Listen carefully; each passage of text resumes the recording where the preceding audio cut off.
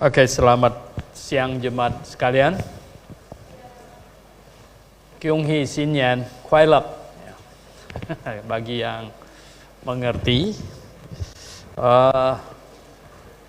ini di medsos ya ramai sekali. Banyak orang tidak tahu ucapan-ucapan ini yang orang Kristen itu yang mestinya bagaimana gitu. Ya. Pertama, ini tahun baru Imlek ini tidak ada urusannya dengan agama. Jadi jauh sebelum Siddhartha Gautama, Buddha mereka lahir, ini perayaan Imlek ini sudah ada. Jauh sebelum ada agama Buddha. Bahkan jauh sebelum Konfusius lahir sebenarnya. Cuman sekarang mereka menghitungnya, kalau salah 2573 ini lahirnya Konghucu, dijadikan startnya Imlek ini gitu. Padahal jauh sebelumnya sudah perayaan. Ini sebenarnya disebut, banyak orang tidak tahu Imlek, Yim. Yim itu artinya ini Yin Yang ya. Yang itu matahari, Yim ini bulan. Jadi ini kalender bulan. Sebenarnya ya, kalender bulan. Jadi kalau kalender matahari menghitung 1 tahun itu bumi mengelilingi matahari sekali. Nah sekarang sedangkan tahun baru Imlek ini yang itu menghitung bulan mengelilingi bumi 12 kali ya 1 tahun. Jadi ini cara hitungnya saja. Dan sebelum disebut kalender bulan Imlek, Imlek itu berarti kalender bulan ya. Itu disebut juga ini kalender petani ya, disebut Nonglek ya. Nong itu petani. Jadi petani yang banyak memakai ini gitu. Nah, juga pergantian tahun ini disebut Chunjian ya. Chun itu artinya spring, musim semi ya. Jadi disebut ini sebenarnya perayaan musim semi gitu. Jadi startnya musim semi ya. Jadi ini tidak ada hubungannya dengan agama ya, ini hanya cara menghitungnya ya. Dan orang Kristen juga mesti tahu zodiak itu katanya zodiak pula gimana itu.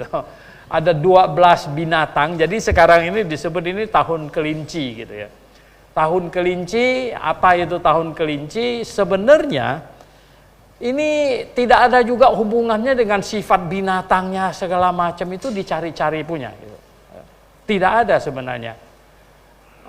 Ini adalah cara kejeniusan, nggak tahu siapa yang menemukannya, untuk cara supaya tahu kamu umur berapa. Ya, jadi jelasnya begini. Zaman dulu, jadi tidak ada satu kesatuan penghitungan tahun. Itu kalau orang lahir tahun berapa dan lain sebagainya itu susah diingat. Jadi kalau saya misalnya lahir di Indonesia, tahun berapa pemerintahan Soeharto gitu. Ya, jadi ada yang lahir tahun pemerintahan Soekarno. Nah, lama-lama kan jadi pusing gitu. Rajanya berganti-ganti kan jadi pusing. Akhirnya dipakailah 12 binatang yang paling diketahui gitu, yang dekat dengan ini. Jadi itu satu putaran 12. Jadi sekali tanya kamu lahir tahun apa? Saya lahir tahun babi, ya loh. Yang satu bapak ini lahir tahun babi juga. Kalau dia tidak sama besar tahun saya, sama dewasa, sama umur dengan saya, berarti dia 12 tahun lebih tinggi gitu, ya. Atau 24 tahun lebih tinggi gitu. Nah, itu jadi 12 binatang itu di roll ya, diputer gitu. Jadi sehingga sekali kalau sekarang orang sudah tidak menghafal itu. Kalau dulu dihafal. Jadi sekali tanya kamu lahir apa? Oh, katanya. Ya, saya xiaonya apa? Ini saya harimau ya. Oh, langsung tahu. Oh ya, dia umur berapa? Langsung tahu gitu. Nah, jadi itu cara menghitung umur sebenarnya. Nggak ada urusannya misalnya sekarang tahun kelinci, lalu nanti jadi makanannya orang yang xiao singa gitu kan, gitu. Jadi harimau gitu ya. Ya nggak, jadi bukan itu gitu, nggak ada hubungannya ya. Nah, inilah ya. Jadi kemudian merah-merah. Kenapa merah-merah? Ada merah-merah. Orang Tionghoa punya filosofi, merah itu cerah, ceria, ya. Jadi seneng gitu, ya, seneng. Ya, jadi ini yang tua-tua model Pak Asau tahu kalau dibilang orang Tionghoa bilang ada fungsi katanya, ada urusan merah. Itu artinya urusan yang bahagia, yang senang, urusan kawin, urusan lahir, urusan apa itu artinya urusan merah. Kalau yang urusan sedih, ya itu artinya urusan putih, gitu ya. Nah makanya orang yang meninggal itu pakai kain putih, semuanya urusan putih. Jadi orang Tionghoa punya membedakan itu, gitu. Jadi kalau pergi melayat orang mati, orang Tionghoa mati, jangan pakai baju merah, gitu. Ya maksudnya, kalau ini orangnya sedih, kau pula gembira, gitu kan?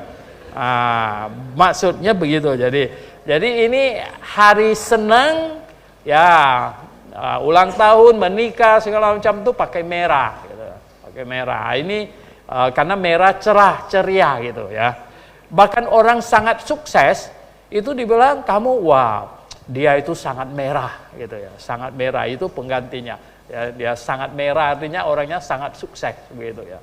Begitu. Nah, sebenarnya ucap-mengucap Kyung Hee Fat Choi itu yang paling banyak, gitu ya. Kenapa? Ini orang Tionghoa duniawi itu maunya Fat Choi melulu. Fat Choi itu tahu nggak apa ya? Fat Choi itu artinya menjadi makmur, gitu ya. Menjadi makmur. Wah, Fat Choi lo ya.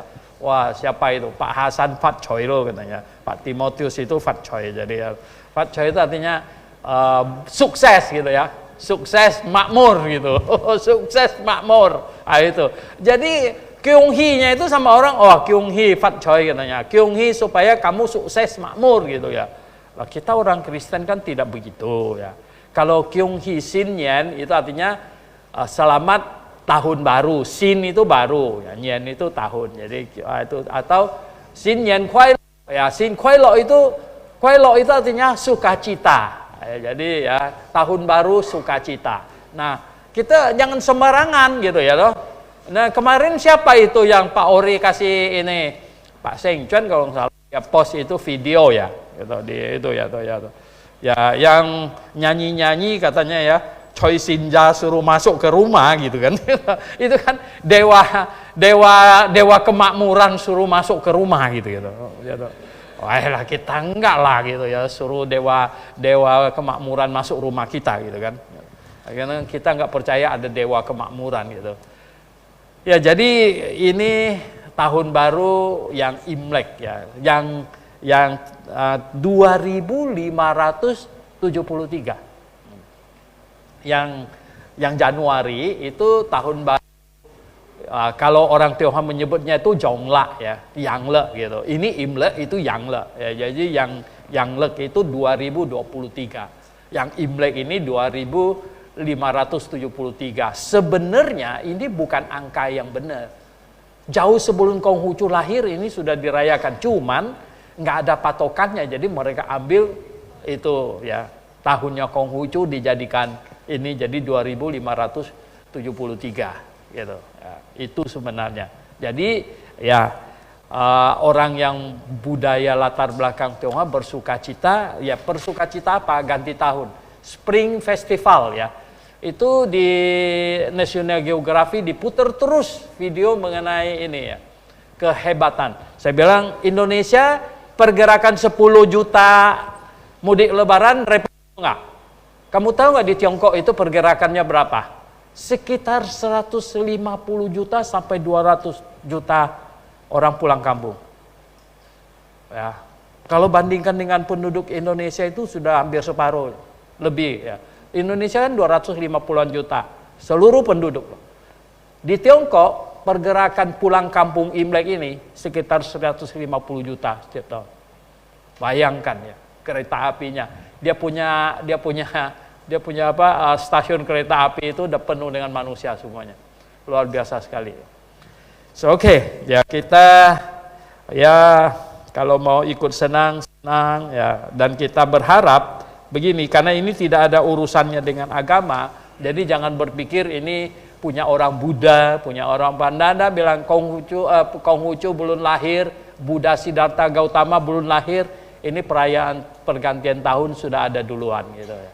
Nah, cuman memang karena lebih banyak orang Tionghoa beragama Buddha dan mereka pergi ke vihara tadi malam ya toh, pergantian tahun, jadi buat acara lah, apa pai-pai lah segala macam. Jadi seolah-olah ini menjadi satu upacara agama, padahal bukan. Oke, Jumat yang saya kasih dalam Tuhan, itu sedikit pengetahuan untuk hari ini ya.